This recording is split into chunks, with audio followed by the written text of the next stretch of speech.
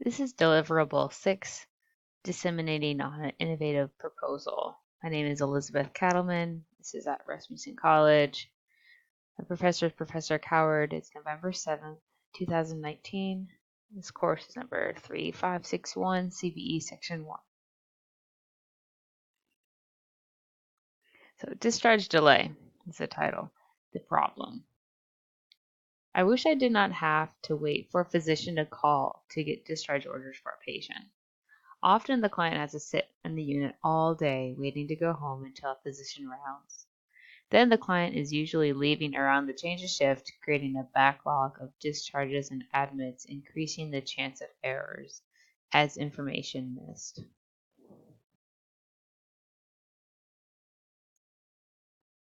So, discharge delay, the impacts. Discharge delay can cause decline in patient functionality, ability to perform ADLs. Ineffective communication can create patient safety concern as well. Obviously, HCAP's quarterly scores of patient experiences on discharge process and teaching are negatively affected. And to assess the functionality and how well this program is, we can use HCAP scores as a subjective number to follow, saying that we're meeting our goals.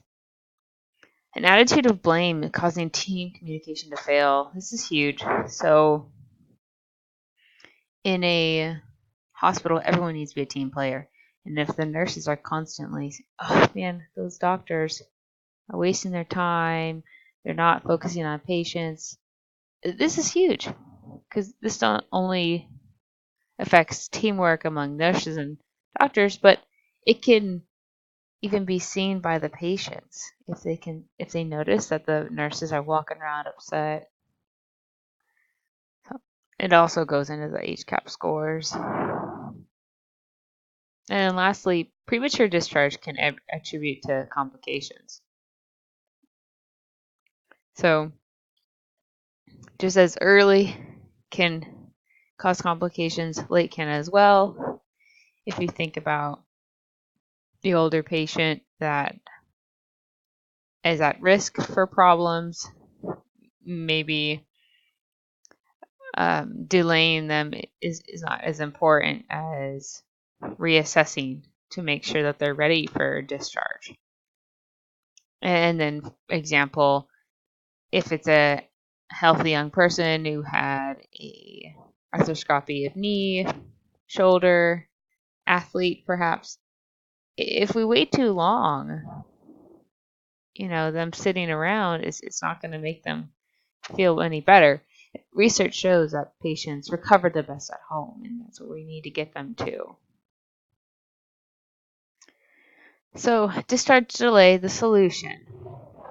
So, utilizing newer anesthetics like desflurane, patients can recover quicker than propofol. Utilizing the modified Aldrate scoring system to determine if patients are ready for discharge from PACU. So this is that table, and there's a couple scoring systems that are talked about in this article here. It is a 10-year-old article, however, great resources and examples. So this is just one of many scoring systems that we can use to help get the patient home safer, quicker, and work as a team. So some of these are built to move, respiration, circulation, consciousness, oxygen saturation. This just kind of reminds me of just something easy that EMS personnel use all the time, Glasgow Coma Scale.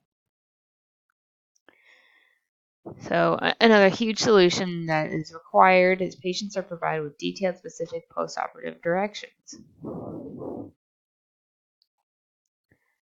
And two surveys were done in the same article here, eliminating drinking prior to discharge. So instead of waiting for the patient able to tolerate fluids, they don't need to tolerate fluids. If they drink too soon, they might get nauseous. There was only one example of somebody having to come back to the hospital from dehydration out of a study of over 5,000. Good example. And then here, do not have to void unless at risk for retention prior to discharge. Another huge benefit here. We don't have to wait for our patients to urinate before we leave for this in the home. Some people have a hard time urinating just after a long day of waking up early, going through pre-op. They're nervous. They didn't drink anything prior. They're NPO the day before. So unless they're at risk for retention and history of urinary retention, BPH, etc., we can screen patients for that. And then nursing staff can discharge patients that meet criteria. So one of these tables is what we can use for criteria, among others. So each step, a patient got out of the operating room. We use this table. The patient is impacted. We use this table until they've reached all their goals. Then we can send them home. And then patients must be discharged with a responsible adult. Obviously, they can't drive. So these are all great benefits that patients can have so they can go home early.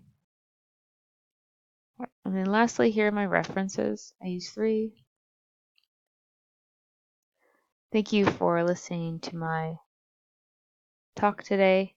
I hope that you learned a little bit something about early discharge and what we can do to help patients get home safely quicker.